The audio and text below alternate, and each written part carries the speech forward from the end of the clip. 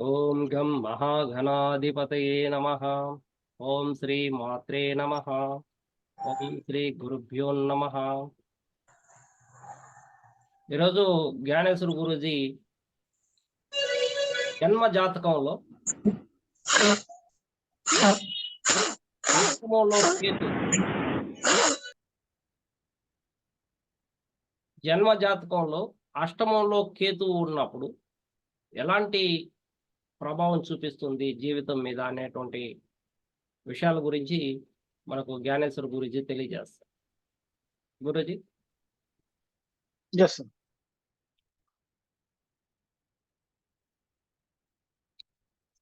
So అష్టమంలో కేతు, ముందు అష్టమ భావం అంటే ఏంటో నేర్చుకుందాం. అష్టమ భావం అనేది దాని యొక్క భావ కారకత్వాలు కనుక తెలుసుకుంటే అప్పుడు ఆ భావంలో ఉండే గ్రహాలు వాటి యొక్క ప్రవర్తన, వాటి యొక్క ఫలితాలు అనేటివి తెలుసుకోవచ్చు.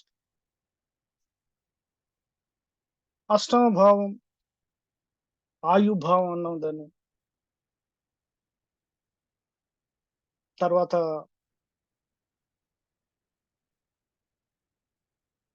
డిసీజెస్ అంటే రోగాలకి కారణమైనటువంటి భావం. ఇన్హెరిటెన్స్ అంటాం ఇంగ్లీష్ లో, అంటే వారసత్వం, సంపద. తర్వాత మనకి కష్టపడకుండా వచ్చేటువంటి డబ్బు, లేదా దీర్ఘకాలికంగా సంపాదించుకున్నటువంటి లేదా కూడబెట్టినటువంటి ధనం, లేదా మన యాన్సెస్టర్స్ అంటే మన పెద్దలు పూర్వీకులు కూడబెట్టిన ధనం,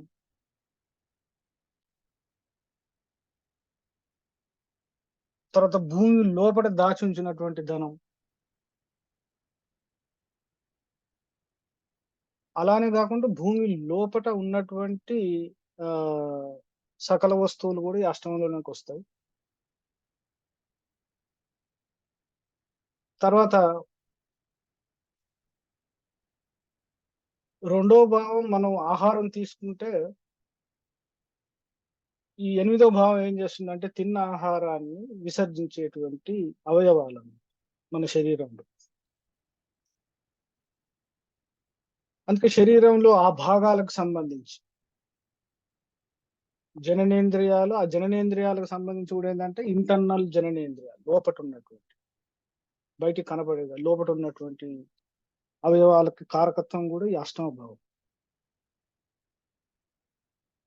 తర్వాత రోగాలని చెప్పుకుంటాం, కానీ రోగాలంటే ఆరో భావం రోగకారకత్వం, ఎనిమిదో భావం కూడా రోగకారకత్వమే కాదు.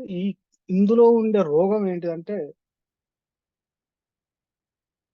ఒక రకమైనటువంటి క్రానిక్ డిసీజ్ అంటే ఆ వచ్చే రోగం అనేది తొందరగా క్యూర్ కాదు. దాన్ని కొంతకాలం పాటు ఆ రోగంతో జర్నీ చేయాల్సి ఉంటుంది. తర్వాత ఈ భావం స్పౌజ్ యొక్క కుటుంబాన్ని చెప్తుంది. అంటే మనకి జాతకునికి ఏంటంటే అత్తవారు, ఇన్లాస్. తర్వాత స్పౌజ్ అంటే భర్త లేదా భార్య, వాళ్ళ యొక్క ధనం, కుటుంబం ముందే చెప్పుకుంటే ధనం సంబంధించి కూడా ఈ భావం చెప్తుంది. అందుకే జాతకునికి భార్య ద్వారా లేదా భర్త ద్వారా సంక్రమించేటువంటి ధనం, దాన్ని కట్నం అంటాం, వరకట్నం అంటాం, లేదా కన్యాశుల్కం అంటాం. రెండు రకాలు ఉంటాయి.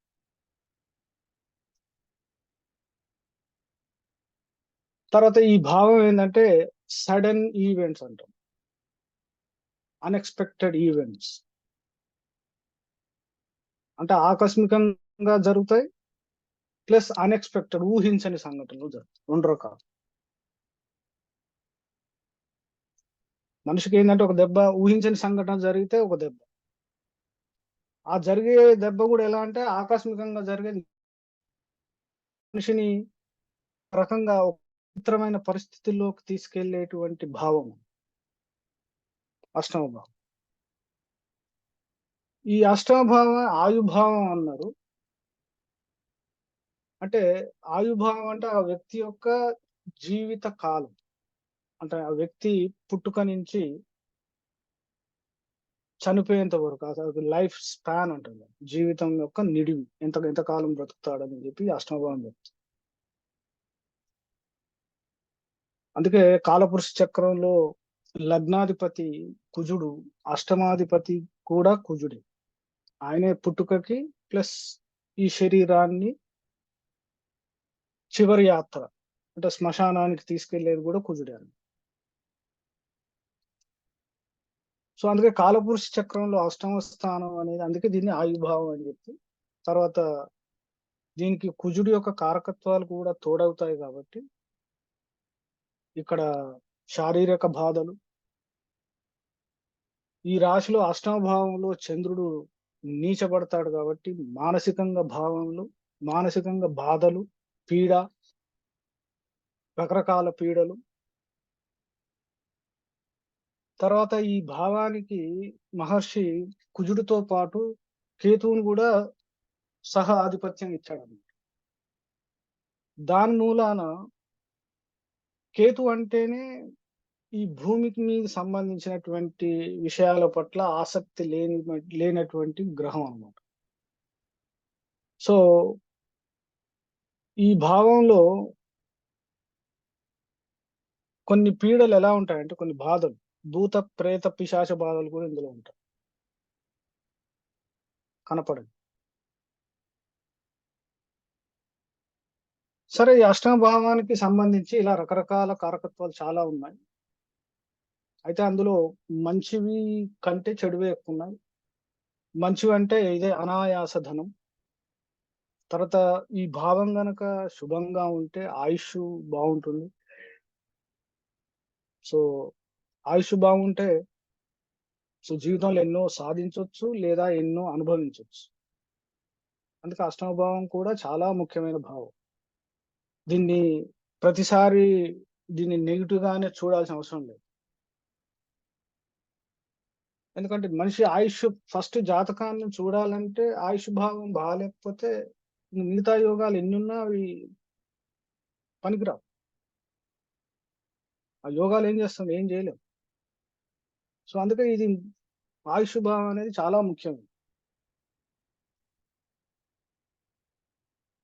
అలాగే ఆయుష్ని ఏం చేస్తారంటే, ప్రతి మనిషి తన ఆయుష్ తీరిన తర్వాత లోకాన్ని వదిలిపెట్టేటప్పుడు ఈ లోకాన్ని ఎలా వదిలిపెడతాడు అనేది కూడా ఈ అష్టమభావం చెప్తుంది. కొందరికి మరణం ఎలా అంటే మరణించినట్టు తెలియకుండానే జీవితాన్ని సాగిస్తుంది. అదెంతో పుణ్యం. ఎందుకంటే మరణం అనేది కొందరికి ఎలా ఉంటుందంటే దాన్ని వింటేనే బాధ. దాన్ని ఆ పదాన్ని వినటం, ఆ పదాన్ని సహించటం కూడా తట్టుకోలేరు కొందరు.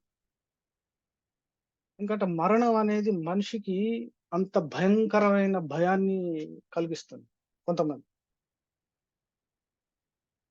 అందుకే అష్టమంలో చంద్రుడు నీచ అంట. అంటే చంద్రుడు మనస్కారకుడు కాబట్టి మనస్సు అనేది ఎప్పుడైనా మరణాన్ని గురించి ఏం చేస్తుందంటే బాధపడుతుంది, భయపడుతుంది. అదే మరణం ఎలా సంభవిస్తుంది అనే ఇంకా లోపలికి వెళ్ళి అది ఇంకా భయంకరం. సో మనిషి సునాయాసంగా లేదా అనాయాసంగా మరణిస్తున్నాడా, లేదా వ్యాధులతో మరణిస్తున్నాడా, ఆకస్మికంగా లేదా యాక్సిడెంట్లతోటి మరణిస్తున్నాడా, ఇవన్నీ ఆ మరణానికి సంబంధించి రకరకాలు ఉంటాయి. జీవితంలో వ్యక్తులు, ప్రపంచంలో ఉన్నటువంటి రకరకాల వ్యక్తులు వాళ్ళ యొక్క చివరి నిష్క్రమణ అనేది ఎన్నో రకాలుగా ఉంటుంది, ఊహించని విధంగా ఉంటుంది, రకరకాల పెయిన్స్ తోటి ఉంటుంది. కొంతమంది చివరి దశలో ఎందుకు ఇంకా బ్రతకటం, వెళ్ళటానికి అని చెప్పి ఎదురు చూస్తూ కూర్చుంటారు, తొందరగా వస్తే బాగుంది. సో అది ఈ భావం చెప్తుంది. సో ఈ భావం అనేది, దీని అధిపతి కుజుడితో పాటు కేతువు కూడా ఉన్నాడు కాబట్టి, ఇప్పుడు అదే భావంలో కేతువు ఉంటే ఎలాంటి ఫలితాలు ఇస్తాడు అనేది మనం ఈరోజు చూసుకుందాం. జనరల్ గా ఆయన ఏం చెప్తాడని.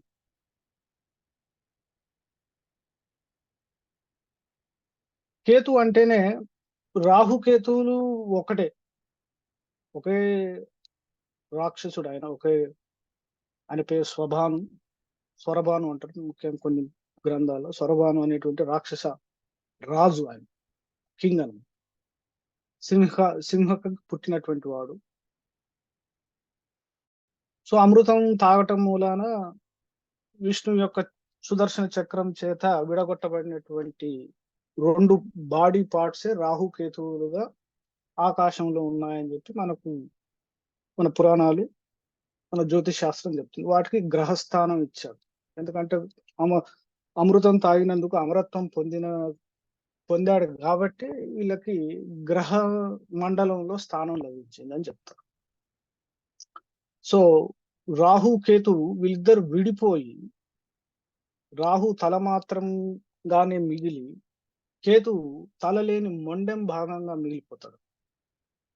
సో కేతువుకి ఏమవుతుందంటే తల లేదంటే దాని అర్థం ఎలా తీసుకోవాలంటే, మనం వస్తు ప్రపంచంలో, భౌతిక ప్రపంచంలో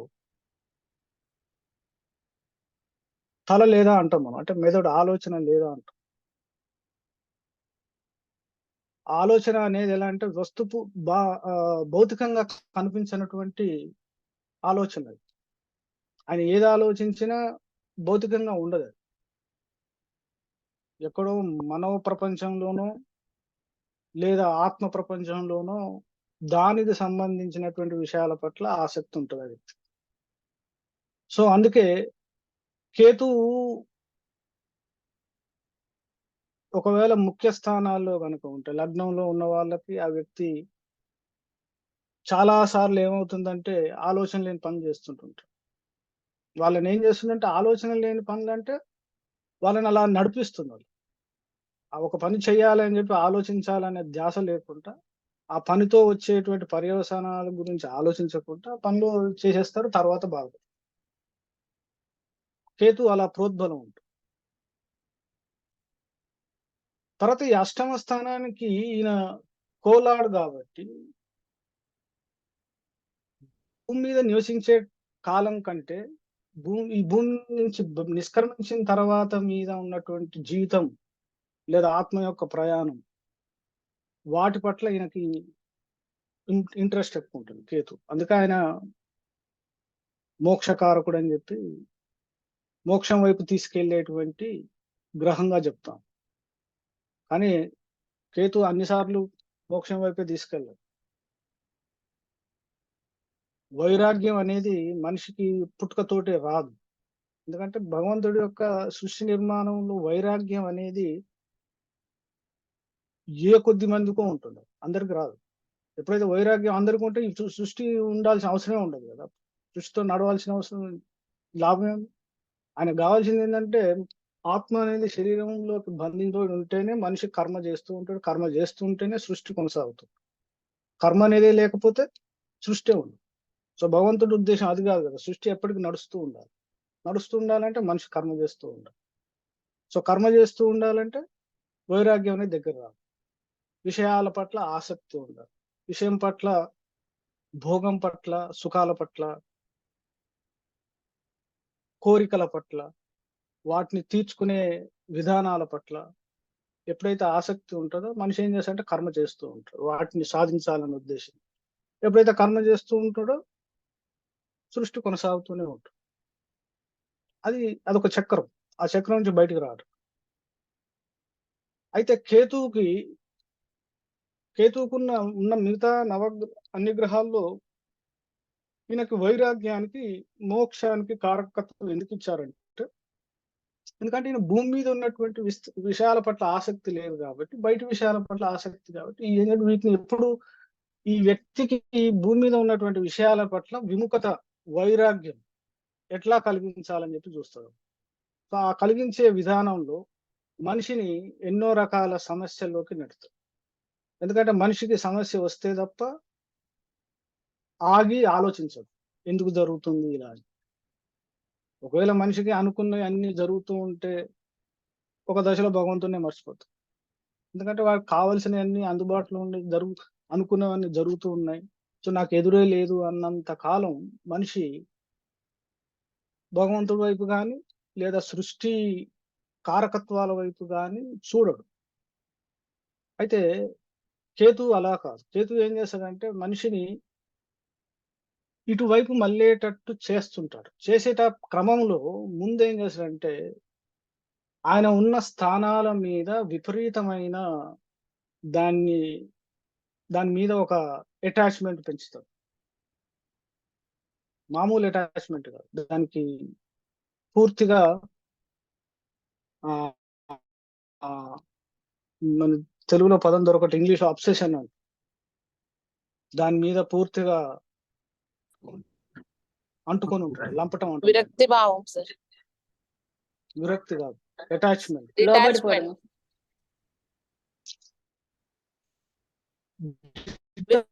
విరక్తి అనేది కలగాలి.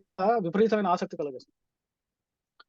ఆకర్షణ లోబడిపోవడం ఆ! అబ్సెషన్ Attraction అంటాం. ఆకర్షణ ఎక్కువ. వ్యామోహం వ్యామోహం చాలా. Yes. Intention. వ్యామోహాన్ని పెంచుతుంది. కేతు అందుకే ఇంటెన్షన్. కేతు సార్? ఒక దాని మీద విపరీతమైన ఇంటెన్షన్ క్రియేట్ చేస్తుంటాడు. దాని పట్ల లంపటం అంటాం. లంపటం. భాషలో ఏంటంటే లంపటాన్ని పెంచుతాడు. అందుకే ఇంటెన్ మీరు కేతువు కనీసం 3, 4 ఇల్లు కావాలి. వాళ్ళ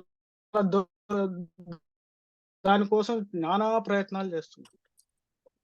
ఒక వెహికల్ సరిపోదు. Satisfaction 4 vehicles. సాటిస్ఫాక్షన్ అని కాదు. దాన్ని ఏం చేస్తాడంటే దాని మీద తృప్తి చెందకపోవడం. నెక్స్ట్ ఏంటిది? ఇది అయిపోయింది. నెక్స్ట్ ఏంటి? ఇవన్నీ క్రియేట్ చేసి ఏం చేస్తాడంటే దాని ద్వారా చివరికి ఏమైతది? ఒక రకమైనటువంటి బాధలు క్రియేట్ అవుతాయి. ఆ బాధలు క్రియేట్ అయిన తర్వాత అప్పుడు డిటాచ్‌మెంట్ స్టార్ట్ అవుతుంది. అంటే కేతు పుట్టగానే డిటాచ్‌మెంట్ ఇవ్వడు. ముందు మనిషిని కర్మపరంగా, భౌతిక పరంగా దానిలోకి తీసుకెళ్తాడు. ఆ జాతకుడికి ఆ జాతకంలో ఈ సాధన వైపు వెళ్ళేటువంటి యోగాలు, మిగతా యోగాలు కూడా ఉండాలి. లగ్నాధిపతి చంద్రుడు వీళ్ళ యొక్క సహకారం కూడా కావాలి. ఉంటే తప్ప ఆ మనిషి అటువైపు వెళ్ళటానికి ఆస్కారం ఉండదు. ఎంతసేపు ఇందులోనే చివరి శ్వాస వరకు అందులోనే మునిగి తేలుతాడు.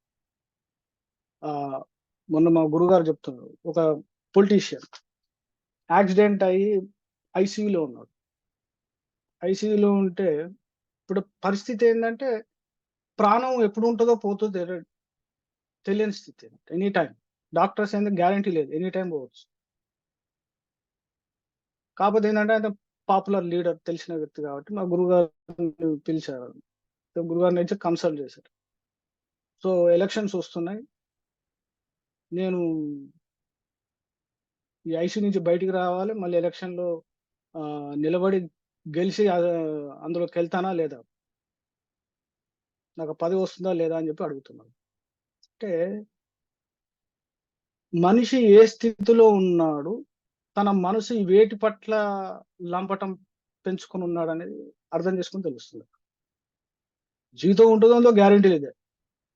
బట్ మనసు మాత్రం ఎక్కడికెళ్తుందంటే ఇంకా వాటి పట్ల ఇంకా ముందుకు ఇంకా వీటిని అనుభవించాలి, వాటిని సాధించాలి, దాన్ని ఆస్వాదించాలనే ధ్యాసలో మనసు ఉంటుంది. అక్కడ శరీరానికి, మనసుకి, ఆత్మకి తెగిపోయిన సంబంధం. దాని మూలానే మనిషి ఉన్న స్థితిని మర్చిపోయి లేని వాటి వెనక వెళ్ళటం, వాటినే కోరుకోవటం. ఆ కోరుకొని తద్వారా ఏమైతదంటే మళ్ళీ వచ్చే జన్మలో కూడా వాటి వెనకే పరిగెడుతుంటుంటారు మీకు తెలియకుండా.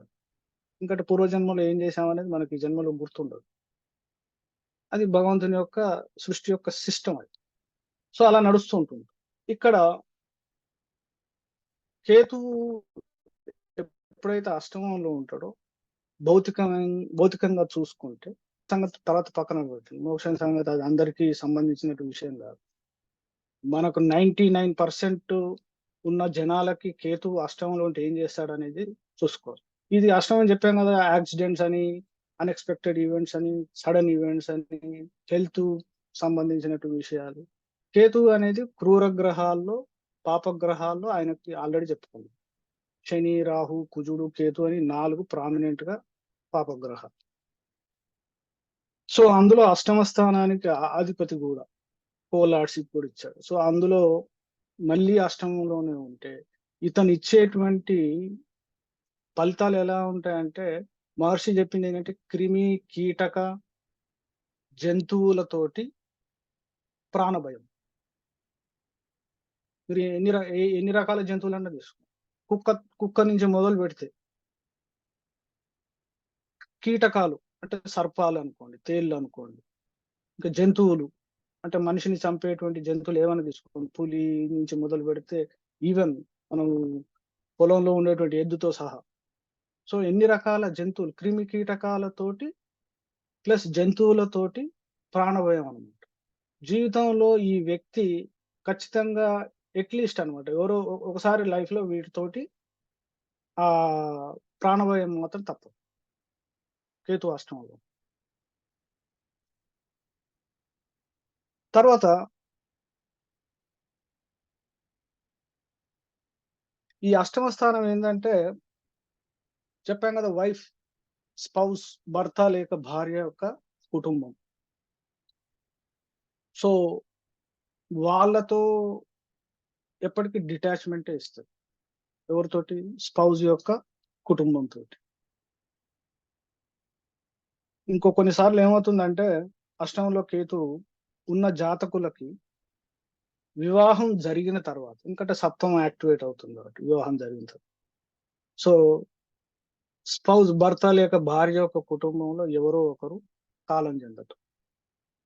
కేతు ఎందుకంటే ఈ అష్టమ శ్మశానానికి కారకుడు. సో అదొక ఈవెంట్ క్రియేట్ చేస్తుంది. తర్వాత అష్టమంలో కేతు వచ్చేటువంటి భార్య లేక భర్త,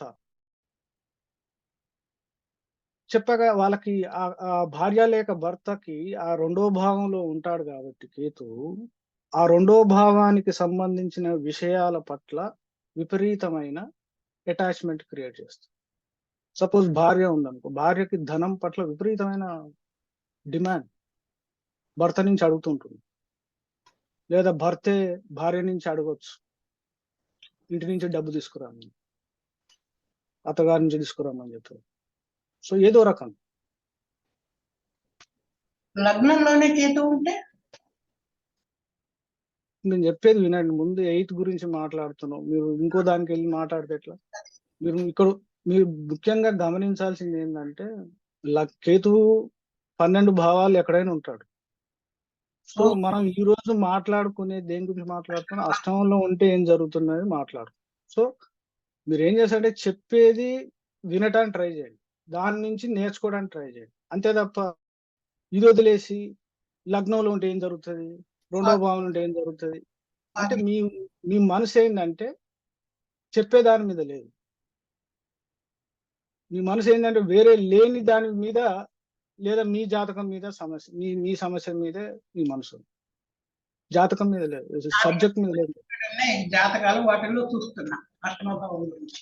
ఇప్పుడు అష్టమ భావం చదువుతున్నప్పుడు ఫస్ట్ భావం ఎందుకు వస్తుంది? ముందు అది నేర్చుకోవాలి కదా, దాని గురించి పూర్తి నేర్చుకోవాలి. నేర్చుకున్న తర్వాత అప్పుడు మిగతా భావాలకు వెళ్ళండి. ఓకే. తర్వాత ఈ అష్టమ భావం ఏం చెప్తుందంటే స్త్రీ పురుషుల మధ్య లైంగిక సంబంధాల గురించి చెప్తుంది. అష్టమ భావం అంటే మ్యారేజ్ అయిన తర్వాత ఆ మ్యారేజ్ యొక్క నెక్స్ట్ యాక్షన్ ఉంటుంది సంతాన వృద్ధి లేదా సంపర్కం. అయితే కేతువు ఏం చేస్తాడంటే, కేతువు సహజానికి ఎప్పుడు భిన్నంగా ఉంటాడు. భూమి మీద ఉన్నటువంటి న్యాచురల్ సిస్టానికి ఆయన వ్యతిరేకం. అన్ని విపరీత ధోరణులు ఉంటాయి. కేతువుకి తల లేదు కాబట్టి, ఆలోచన లేదు కాబట్టి. సో అందుకే అష్టమంలో కేతు ఉన్న వాళ్ళు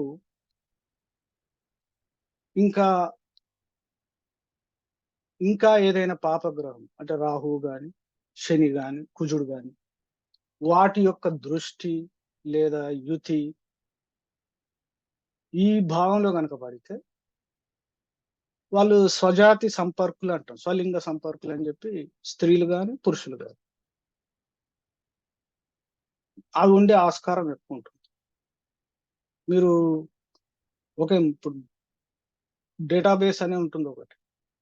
ఎవరైతే జ్యోతిష్యం ప్రాక్టీస్ చేస్తున్నారో వాళ్ళందరికీ ఆస్ట్రో డేటా బ్యాంక్ అని ఉంటుంది. అందులోకి వెళ్తే ఏ సబ్జెక్ట్ కావాలంటే ఆ సబ్జెక్ట్ సంబంధించినటువంటి జాతకాలు దొరుకుతాయి ప్రపంచంలో. అదొక డేటా బ్యాంక్. డేటా బ్యాంక్ అంటే అర్థం ఇట్లాంటి చార్ట్లన్నీ ఆ చార్ట్ లో ఉన్నటువంటి ప్రాముఖ్యమైన సంఘటనలతోటి ఆ డేటాబేస్ పెట్టారు. సో ఎవరైనా ప్రాక్టీస్ చేసుకుంటే ఇప్పుడు ఈ భావంలో కేతు అష్టమంలో ఉంటే ఏం జరుగుతాయి, సో అలా ఉన్న వాళ్ళ జాతకాలు ఎలా ఉన్నాయి, ఏం జరిగింది, వాళ్ళ జీవితాల్లో ముఖ్యమైన ఈవెంట్లు ఎలా ఉన్నాయి, ఆ భావానికి సంబంధించి జీవితం ఎలా గడిచింది అని కానీ మన ఉదాహరణలు చాలా చాట్లు దొరుకుతాయి. సో ఇప్పుడు చెప్పినటువంటి స్వలింగ జాతి, స్వజాతి సంపర్కం అనే జాతకాలు అనేటి కారకత్వం ఏంటంటే అష్టమ భావం చెడిపోయి ఉండటం, కేతు అందులో ప్రాముఖ్య గ్రహం అయి ఉండటం.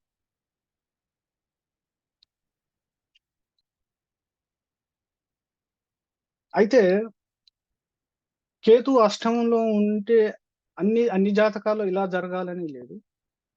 ఒకవేళ కేతు ఒంటరిగా ఉన్నాడు, ఎందుకంటే ఇవి ఛాయాగ్రహాలకి సపోర్ట్ కావాలి. సపోర్ట్ అంటే మీరు భూతాలకు సంబంధించి అంటే గోస్ట్ సినిమాలు కనుక చూస్తే మీకు అర్థమైంది ఎట్లా ఉంటుందంటే గోస్ట్ కి దానికి ఒక శరీరం కావాలి, లేకుంటే అది తను చేయదలుచుకున్న పనులు ఏవి చేయలేదు. ఇంకా దానికి సరిపడా ఒక శరీరం కోసం వెతుకుతుంటాం. ఆ శరీరం మీద ఆవహించి తనకు నచ్చిన పనులు చేపిస్తుంది. అదే భూతం ఆవహించింది అని చెప్పి చెప్తాం మనం. సో ఈ రాహు కేతువులు కూడా అలాంటి వాళ్ళే. సో కేతు యొక్క రిజల్ట్స్ పూర్తిగా ఆ వ్యక్తి మీద కలగాలంటే దానికి తోడు ఏంటంటే ఏదైనా గ్రహం ఉంది. అప్పుడు ఆ కేతు ఏం చేశాడంటే ఆ కేతు లక్షణాలన్నీ మొత్తం ఆ గ్రహం మీద ట్రాన్స్ఫర్ చేసేసి ఆ గ్రహం మనకు ఇస్తుంది. ఇది సరే అదే శుభగ్రహమా పాపగ్రహమా దాని యొక్క ప్రతి గ్రహానికి కారకత్వాలు ఉన్నాయి కాబట్టి ఆ గ్రహం తన పద్ధతిలో రిజల్ట్ మనకి ఇస్తుంటుంది. ఒక్కొక్క గ్రహం ఒక్కొక్క పద్ధతిలో రిజల్ట్ ఇస్తుంది. సో అప్పుడు ఆ కేతు ఏం చేస్తాడంటే ఆ గ్రహం ద్వారా ఫలితాలు ఇస్తుంది. అయితే అష్టంలో కేతు ఒక్కడే ఉన్నాడు అనుకోండి, ఫలితాలని చాలా మటుకి నెగిటివ్ ఫలితాలని చాలా దూరం. ఒకవేళ ఏదో పూర్వపుణ్యం మూలాన లేదా ఇంట్లో ఉన్నటువంటి కుటుంబ సభ్యుల మూలానో లేదా పుణ్యవశాన ఏదో గురువు దొరికి సన్మార్గం వైపు సత్సంగం వైపు కనుక ఆ వ్యక్తి మారితే కేతు ఏం చేస్తాడంటే మోక్షం వైపు తీసుకెళ్ళటానికి ప్రయత్నం చేస్తాడు. ఎందుకంటే ఆయన కంప్లీట్ అటువైపు ఉంటాడు. ఎప్పుడైతే వ్యక్తికి వైరాగ్యం డిటాచ్మెంట్ కనుక పూర్తిగా పైన కాకుండా అంతర్ముఖంగా మనస్పరంగానే కాకుండా ఆత్మపరంగా కూడా మనిషికి పూర్తిగా వైరాగ్యం అనేది వస్తే అప్పుడు కేతు ఏం చేస్తాడంటే ఆ దారిలో అన్ని రకాల అవకాశాలు లేదా ఆ వ్యక్తిని ఇంకా సాధనలో ముందుకు వెళ్ళేటటువంటి చేసేటువంటి గ్రహం ఇది. ఇక లేదు భౌతిక విషయాల ప్రాపంచిక విషయాలు తీసుకుంటే మాత్రం మనిషిని ఎన్నో రకాలుగా శారీరకంగా మానసికంగా ఆయన దశ వచ్చినప్పుడు ముఖ్యంగా కేతువుకి మనకున్నటువంటి నైసర్గిక దశలో 48వ సంవత్సరం 45, 48, 50 సంవత్సరాల మధ్యలో ఈయన యొక్క ప్రభావం అనేది ప్రతి వ్యక్తి జీవితంలో కనిపిస్తుంది. సో మీ జీవితాల్లో ప్రతి ఒక్క మీ చార్ట్లలో చూసుకోవచ్చు కేతు యొక్క స్థితి బట్టి ఆయా సంవత్సరాల్లో 47, 48, 49, 50 సంవత్సరాలు అటు ఈ 4 సంవత్సరాలు అంటే ప్రామినెంట్ ఉంటుంది కేతువుకు సంబంధించిన విషయాలు. సో ఏ భావంలో ఉన్నాడో ఆ భావానికి సంబంధించిన ఫలితాలని కేతు ముందు తెస్తుంది. సో అది జాగ్రత్తగా గమనించి దాన్ని అర్థం చేసుకొని మనిషి అవసరమైతే తనకు తాను పూర్తిగా ట్రాన్స్ఫార్మ్ అయిపోవాలి, మార్చుకోవాలి. నెగిటివిటీ జరుగుతుంది అంటే అర్థమైందంటే అది అడ్డంకి అంటే అర్థమైంది అటువైపు వెళ్లకుండా దాన్ని వెనక్కి రమ్మని అర్థం. సో ఇది అష్టమం ఏం చెప్తుందంటే మనిషిని పూర్తిగా టర్న్ చేసేస్తుంది. 180 degrees టర్న్ అంటాం. అప్పటి వరకు మనం ఒక విషయం పట్ల మనకు ఉన్నటువంటి భావన దాన్ని తప్పు అని దాని నుంచి వెనక్కి మళ్ళటం, కంప్లీట్ ట్రాన్స్ఫార్మ్. ఒక వ్యక్తి మీద ద్వేషం పెంచుకొని ఉన్నాం, ఇప్పుడు ఆ ద్వేషాన్ని పూర్తిగా తీసేసి ఆ ద్వేషం ప్లేస్ లో ప్రేమ అనేది పెంచుకోవటం సాధ్యం కాదు. కానీ అది ఎప్పుడైతే సాధ్యం అవుతుందో అప్పుడు కేతు అనేవాడు పాజిటివ్ రిజల్ట్స్. అది సాధ్యం కానంత వరకు ఈ సమస్యలు అనేవి ముందుకు వస్తున్నాయి, మాటికి తెస్తూ ఉంటాం. దాన్ని ఎవరు తప్పించుకోవటం కష్టం. సో కేతు అష్టమంలో దీనికి తోడు శని గాని కుజుడు గాని ఇట్లాంటివి ఉంటే ఆరోగ్యపరమైన సమస్యలు, ముఖ్యంగా దీర్ఘకాలిక వ్యాధులు ఇస్తారు. వాటికి క్యూర్ అనేదే ఉండదు. ఒక్కోసారి ఏమవుతుందంటే అష్టమంలో కేతు ఒక డాక్టర్ దగ్గరికి వెళ్ళి ఎన్ని రకాల డయాగ్నోస్టిక్ టెస్టులు చేయించినా కూడా ఆ టెస్టుల్లో ఆ వ్యాధి ఏందనేది కనపడదు. ఆ వ్యాధి ఎప్పుడు కనిపిస్తుందంటే దాని పూర్తి చేయి దాటిపోతుంది చూసా, అప్పుడు కానీ దాని సంగతి బయట. సో కేతు ఏంటంటే హిడెన్, కనపడి. అందులో అష్టమ భావం ఏంటంటే అది భూమి కింద ఉన్నటువంటి పైకి కనపడినటువంటి రాశి భావం. అష్టమ భావం సీక్రెట్ సైన్ అంటాం, హిడెన్ సైన్ అంటాం, సీక్రెట్ సైన్ అంటాం, అండర్ గ్రౌండ్ సైన్. సో అందులో ఇలాంటి గ్రహం కనుక ఉంటే ఇదే కాదు, ఇంక ఈవెన్ శని అలాంటి గ్రహాలు ఉన్నా కూడా దాని ఫలితాలు, దాని సిచ్యువేషన్ ఏందనేది బయటికి కనపడి. తర్వాత కేతు ఆ జబ్బుని కనపడనీయకుండా దాన్ని ఒక స్టేజ్కి తీసుకెళ్ళి, అంటే ఈ కేతుతో ఇంకేదైనా పాపం రవి కుజులు శని కేతువులు కానీ రాహు కానీ కలిసి, రాహు ఎలాగో ఆపోజిట్లు ఉంటాడు, చూస్తుంటుంటాడు. ఇంక శని కుజులు కనుక, లేదా ఆయా జాతక చక్రానికి 6వ స్థానాధిపతి, వ్యయాధిపతి, ఇంకేదైనా పాపస్థానాధిపతి సంబంధం కనుక వచ్చినట్టు దాన్ని ఏం చేస్తారంటే విపరీతమైన స్థితికి తీసుకెళ్తారు. అందుకే వీళ్ళకి ఈ అష్టమ భావానికి సంబంధించినటువంటి అవయవాలకి రకరకాల క్యాన్సర్లు వచ్చాయి అన్నమాట. ఇది కూడా మనకు డేటా బ్యాంక్ లో వెతుక్కోవచ్చు. రకరకాల క్యాన్సర్లు జననేంద్రియాలకి, ఇంటర్నల్ అవయవాలకి సంబంధించినటువంటి క్యాన్సర్ రోగాలు కూడా ఈ భావంలోనే కనిపిస్తాయి. ఇక్కడ దెబ్బతినిపోతాయి. తర్వాత ఇక్కడ ఇది చెడే కాకుండా కేతు పాజిటివ్ చేసే విషయాలు ఏం చెప్తాడంటే, ఒకవేళ అష్టమ స్థానం శుక్రుడికి సంబంధించి, బుధుడికి సంబంధించి గనక స్థానం అయ్యి, తర్వాత ఆ స్థానాధిపతులు ఈ అష్టమం నుంచి త్రిక స్థానాల్లో గనక ఉండకుండా ఉంటే మంచి ధనయోగాలు ఇస్తాయి. భోగించడానికి కావలసినటువంటి వాటిని సమకూరుస్తారు. అదొక విపరీత రాజయోగం అని చెప్పుకోవచ్చు. ఈ కేతు వీటి పట్ల, భౌతిక సుఖాల పట్ల తన ఉన్న భావం అష్టమ భావం అయినా కూడా ఆ రాశి అధిపతి ఏ భావం అయితే ఉన్నాడో ఆ భావం యొక్క రాశి అధిపతి ఏ స్థానాల్లో ఉన్నాడో ఆ స్థానం యొక్క ఫలితాలను కూడా ఇతను గవర్న్ చేస్తాడు. సో అందుకే కేతు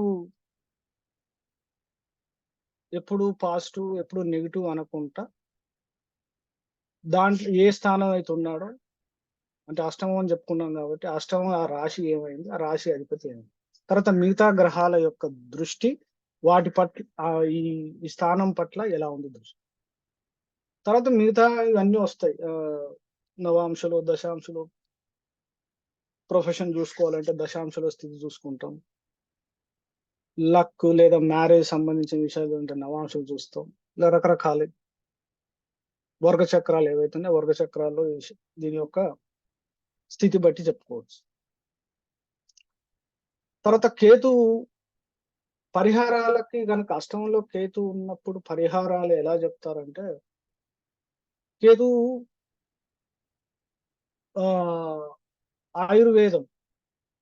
ఆయుర్వేదానికి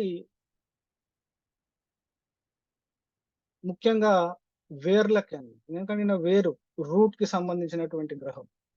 సో ఆయుర్వేదంలో ఏవైతే మూలకాలు ఉంటాయో కేతువుకు సంబంధించినటువంటి వ్యాధులు నయం అయ్యేది ఏంటంటే ఆయుర్వేదం ద్వారానే నయం. ఎక్కడైతే వృక్షాల యొక్క వేర్లతోటి తయారవుతాయో ఆ మెడిసిన్కే ఇతని యొక్క వ్యాధి అనేది లొంగుతుంది. తర్వాత కేతువు అష్టమ స్థానానికి అధిపతి కాబట్టి అష్టమ స్థానం ఏం చెప్తారంటే శ్మశానం.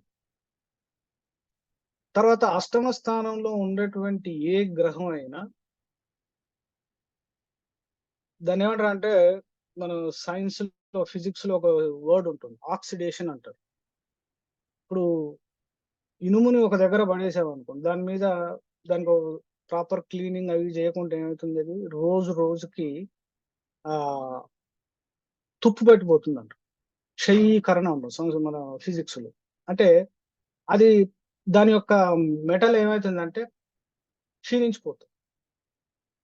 అందుకే అష్టమ స్థానం కూడా ఆయుష్ స్థానం ఏమవుతుందంటే మన ఆయుష్ అనేది ప్రతి క్షణానికి క్షీణిస్తుంది, ప్రతి క్షణం క్షీణిస్తుంది. అందులో ఎలాంటి డౌట్ లేదు. మనకు ఉన్నటువంటి లిమిట్, ఈ ఆయుష్ అనేది ఇంత లిమిట్. ఆ లిమిట్ ఏమవుతుందంటే ప్రతి క్షణం క్షీణిస్తుంది. అలానే అష్టమ స్థానంలో ఏ గ్రహం వచ్చినా కూడా ఆ గ్రహం యొక్క కారకత్వాలన్నీ క్షీణిస్తూనే పోతుంటాయి. చివరికి ఏమవుతుందంటే ఏం మిగలదు.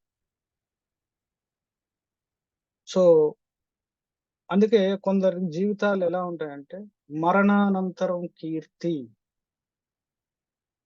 మరణానంతర కీర్తి రావాలంటే అష్టంలో పంచమానికి సంబంధించి గ్రహాలు అనేవి శుభస్థానం అయి ఉండాలి. ఉచ్చ స్థితిలో కానీ లేదా శుభస్థానం అనేది కనుక ఉంటే వాళ్ళకి మరణానంతరం కూడా పేరు ప్రఖ్యాతులు ఉంటాయి. రవి అష్టమంలో అదే, రవి అంటేనే పేరు ప్రఖ్యాతి. ఆయన అష్టమంలో ఉంది. చనిపోయేటప్పటికి ఎంత కీర్తి ప్రతిష్టలు క్షీణించినా కూడా మరణానంతరం మాత్రం ఆ గ్రహం యొక్క కారకత్వాలను మిగిలి ఉంటాయి. అది ఈ అష్టమం యొక్క స్పెషాలిటీ. తర్వాత ఇది శ్మశాన స్థానం ఉన్నాం కాబట్టి శ్మశాన స్థానం అంటే ఏంటంటే భస్మం. సో కేతువుకి శారీరక అయిన ఛాయాగ్రహం అంటే చేత్తో కంటితో కానీ ఎలాంటి అంటే ఈ పంచభూతాలకు సంబంధించినటువంటి గ్రహం కాదు, ఏ వస్తువు కాదు. సో అందుకే ఏం చెప్పారంటే లాల్ కితాబ్ లాంటి మిగతా కొన్ని మనసాగరి ఇలాంటి గ్రంథాల్లో కేతువుకి ఉపాయాలు చెప్తూ ఏ గ్రహం ఉంటే దాంతో పాటు ఆ గ్రహానికి సంబంధించినటువంటి భస్మాన్ని తీసుకోమని చెప్తారు. సపోజ్ అష్టమంలో కేతువుతో పాటు గురుడు ఉన్నాడు. గురుడికి సంబంధించినటువంటి మూలకం ఏంటిది? బంగారం. అందుకే స్వర్ణ భస్మం. సో వాళ్ళకి చిన్నప్పటి నుంచే స్వర్ణ భస్మం కనుక అలవాటు చేసుకుంటే, ఎందుకంటే అష్టంలోకి వెళ్ళేటువంటి గ్రహం క్షీణిస్తుంది. సో అంటే జీవితంలో శరీరానికి సంబంధించినంత వరకు ఈ సప్తధాతువులు అనేటివి ఈ సప్త గ్రహాలకు ఆల్రెడీ ఆయుర్వేద శాస్త్రంలో అన్వయించారు.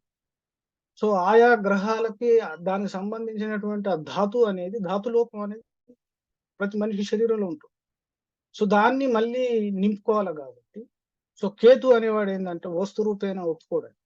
కేతు అంటేనే ప్రతిదీ భస్మం తర్వాత చివరికైనా ఏ వస్తువుకి చివరి స్థితి ఏంటిదంటే భస్మ స్థితి.